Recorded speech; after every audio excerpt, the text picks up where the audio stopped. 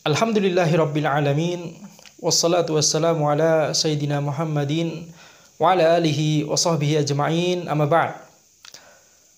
Penulis berkata, kapan kita harus berniat puasa? Wajib bagi seseorang untuk berniat ketika hendak menjalankan ibadah puasa. Ya, wajib untuk berniat karena ibadah puasa adalah amalan ibadah, wajib untuk disertai niat. Dari Umar bin Khattab radhiyallahu anhu bahwa Nabi SAW bersabda, innamal a'malu binniyat wa innamal likulli imri'in ma nawa. Sesungguhnya amalan itu tergantung pada niatnya dan setiap orang akan mendapatkan sesuai dengan yang dia niatkan. Maka jelas di sini supaya amalan ibadah puasa itu mendapatkan pahala dari Allah Subhanahu wa taala harus kita dahului dengan niat. Maksudnya adalah kita harus menyadari bahwa kita mau berpuasa bulan Ramadan, bukan untuk misalnya untuk diet misalnya atau misalnya untuk hanya sekedar tidak mau makan saja misalnya. Jadi ketika seseorang tidak kepikiran untuk berpuasa Ramadan sama sekali, kemudian dia tidak makan dan minum dan tidak melakukan semua pembatal puasa yang lain, akan tetapi tidak ada kesadaran di hatinya bahwa ini puasa Ramadan atau puasa yang lain, seperti puasa nazar, puasa kafarah ataupun puasa sunnah dan seterusnya. Kalau tidak ada kesadaran di hatinya atau niat di hatinya bahwa ini puasa, dia hanya sekedar tidak makan, tidak minum, maka itu tidak teranggap sebagai amalan ibadah. Kemudian penulis berkata, niat puasa itu adalah cukup dengan menyadari atau mengingat bahwa besok akan berpuasa. Karena letak niat adalah di hati, tidak disunahkan bagi kita untuk melafazkan niat karena hal ini tidak ada tuntunannya dari Nabi SAW dan para sahabatnya. Jadi pendapat yang terkuat dalam masalah ini adalah tidak disunahkan untuk melafazkan niat, nawaitu shaum Ramadan dan seterusnya. Tidak disunahkan untuk melafazkan niat karena niat itu hanya ketika kita sadar atau ingat bahwa besok itu puasa Ramadan, maka itu sudah niat. Contoh orang yang tidak berniat yang disebutkan oleh para ulama, contohnya misalnya ketika orang tersebut misalnya ngelindur misalnya atau ngigau, ada orang tidur kemudian dia ngelindur, kemudian dia melakukan gerakan wudu misalnya ke kamar mandi, ngelindur kemudian wudu, dan dia masih nggak sadar, dia masih tidur gitu maka apakah wudunya itu sah? Tidak sah karena tidak ada niat, dia masih tidur, dia ngelindur. Demikian pula ketika dia ngelindur kemudian sholat, melakukan gerakan sholat dari awal sampai akhir gitu kan, maka sholatnya tersebut tidak sah. Mengapa? Karena tidak disertai niat. Jadi niat itu hanya sekedar ketika kita menyadari atau ingat bahwa ini mau sholat, saya harus berwudu atau saya harus sholat dan seterusnya. Itu sudah cukup dengan untuk disebut niat. Itu sudah cukup untuk disebut niat. Oleh karena itu tidak perlu bagi kita untuk kemudian melafadzkannya. Jadi para ulama memiliki kesepakatan bahwa niat itu di hati. Para ulama di seluruh mazhab itu memiliki kesepakatan bahwa itu niat itu di hati. Yaitu ketika hati sadar dan ingat dan memiliki tekad untuk melakukan amalan ibadah tertentu, maka itulah niat. Jadi niat itu di hati. Akan tapi para ulama kemudian berbeda pendapat apakah boleh bagi kita atau apakah disunnahkan bagi kita untuk melafazkan niat. Jumhur sebagian besar ulama berpendapat disunnahkan karena itu untuk membantu supaya hati lebih mantap. Jadi pendalilannya demikian. Pendalilannya adalah maslahat, yaitu supaya membantu hati supaya lebih mantap. Akan tetapi Allah alam, pendapat yang lebih kuat dalam masalah ini adalah bahwa melafadzkan niat itu tidak disunnahkan karena tidak ada contohnya dari Nabi Muhammad SAW. Dan para ulama yang berpendapat bahwa disunahkan untuk melafadzkan niat, mereka pun juga tidak harus mematok lafadznya harus tertentu, harus ya nawaitu soma ghadin dan seterusnya. Ya, formatnya tidak harus demikian. Ya, jadi wallahu alam, ini memang adalah perbedaan pendapat yang muktabar di kalangan ulama. Kita saling menghormati dan menghargai. Akan tetapi pendapat yang lebih kuat wallahu alam adalah yang menyebutkan bahwa ini tidak disunnahkan untuk melafadzkan niat, karena tidak ada contohnya dari Nabi Muhammad SAW dan para sahabatnya. Ya, tentunya amalan ibadah seperti sholat, seperti wudhu, seperti puasa, ya itu adalah amalan ibadah yang sering, bahkan setiap hari dilakukan. Sholat dan wudhu itu setiap hari dilakukan oleh para sahabat, setiap hari dilakukan oleh Nabi Muhammad SAW dan para sahabatnya.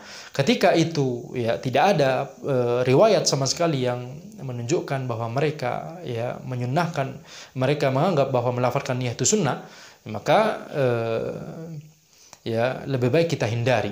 Ya, jadi lebih baik kita ya kembali kepada memang pendapat yang disepakati oleh seluruh ulama, niat itu di hati. Ya, hanya dengan sekedar sadar dan ingat bahwa besok itu puasa Ramadan, itu sudah cukup. Ya. Kemudian penulis berkata, akan tetapi kapan kita harus berniat puasa? Ya, wajib untuk berniat sejak malam hari pada setiap harinya bagi orang yang hendak menjalankan puasa wajib seperti puasa Ramadan dan puasa qada Ramadan. Ya, dari Hafsah radhiyallahu anha bahwa Nabi SAW bersabda, la siyama liman lam yujammi' an-niyata minal lail. Tidak ada puasa bagi orang yang tidak berniat puasa sejak malam hari. Ya, jadi ketika kita memasuki bulan Ramadan, malam harinya kita harus sadar dan ingat dan bertekad kuat bahwa besok mau puasa. Ya, harus tiap malam harus kita punya kesadaran seperti itu. Ya, jadi tidak cukup hanya ya berniat di awal Ramadan saja itu mencukupi untuk seluruh hari di satu bulan tersebut, tidak. Akan tetapi harus untuk setiap malam, sebagaimana perkataan penulis di sini, wajib untuk berniat sejak malam hari pada setiap harinya. Yakni setiap malam Ramadan kita harus menghadirkan niat bahwa besok itu kita mau berpuasa Ramadan. Ya, mengapa? Karena hadis Nabi Muhammad SAW di mana beliau SAW menafikan puasa, menafikan adanya puasa bagi orang yang tidak berniat puasa sejak malam hari. Ya. Kalau kita lihat hadis ini umum, la siyama liman lam yujammi an-niyata minal lail. Liman lam yujammi an-niyata minal lail, ya, tidak ada puasa bagi orang yang tidak berniat puasa sejak malam hari. Lafadznya umum. Akan tetapi ya para ulama menjelaskan hadis ini hanya untuk puasa wajib. Mengapa? Karena untuk puasa sunnah ada dalil lain yang mengecualikan. Ya, jadi hadis ini lafadznya umum, berlaku untuk puasa wajib dan puasa sunnah pada asalnya. Akan tapi karena ada dalil lain yang mengecualikan puasa sunnah, maka kita amalkan, kita gunakan dalil lain yang mengecualikan puasa sunnah tadi. Dalilnya apa? Kita simak perkataan penulis di sini. Adapun untuk puasa sunnah, maka boleh jika kita baru berniat di siang hari, baik sebelum zawal atau setelahnya, sebelum zuhur atau setelah zuhur. Ya, selama belum melakukan salah satu pembatal puasa. Jadi kalau puasa sunnah, walaupun dari malamnya kita nggak ada niatan bahwa besok kita mau puasa, kita baru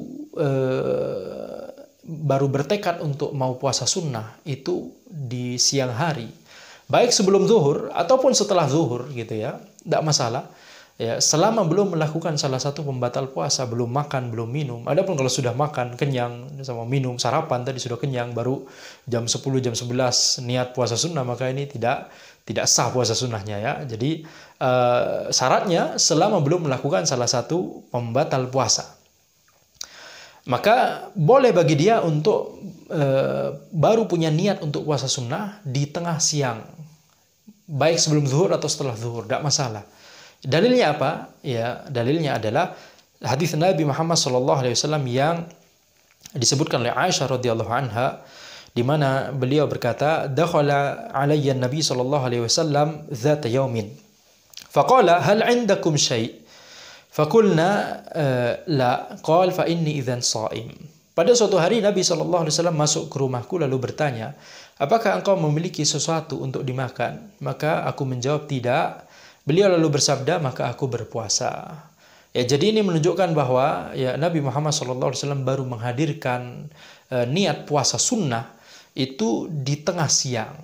Ya, karena sebelumnya beliau ya petunjuk bahwa beliau tidak punya niatan untuk berpuasa sunnah hari itu adalah ketika beliau ya nyari makanan, bertanya apakah ada makanan kepada Aisyah radhiyallahu anha. Setelah dijawab tidak, maka Nabi Muhammad SAW bersabda, "Idzan fa inni idzan shaim."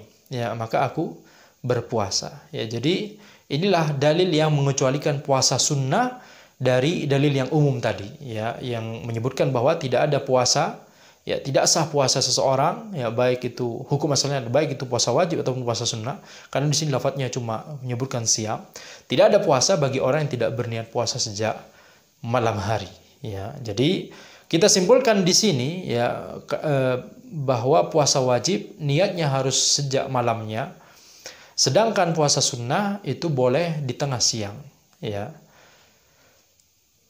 tentunya pahalanya itu sangat bergantung kepada kapan kita baru berniat puasa sunnah tersebut. Ya, orang yang berniat puasa sunnah sejak jam 8 pagi berbeda tentunya dengan orang yang berniat baru puasa sunnah jam 2 siang. Ya, tentunya selama catatan dia belum makan dan minum dan belum melakukan salah satu pembatal puasa yang lain, ya, tentunya. Ya, jadi hukum asalnya tentunya pahalanya berbeda antara orang yang berniat puasa sunnah lebih awal dengan orang yang berniat puasa sunnah lebih akhir. Walaupun kita menyadari bahwa ya masalah pahala itu adalah di sisi Allah Subhanahu wa taala, kita tidak mengetahui keikhlasan seseorang. Itu juga faktor yang besar, ya, faktor yang sangat besar. Keikhlasan seseorang, bisa jadi orang yang baru berniat puasa sunnah jam 2 tadi, jam 2 siang, itu karena keikhlasannya bisa jadi lebih kuat, ya, daripada orang yang berpuasa sunnah sejak jam 8 pagi, bisa jadi dia malah mendapatkan pahala yang lebih besar. Akan tapi kita katakan adalah ya hukum asalnya adalah lebih utama ketika seseorang ya memiliki niat puasa sunnah lebih awal. Ya.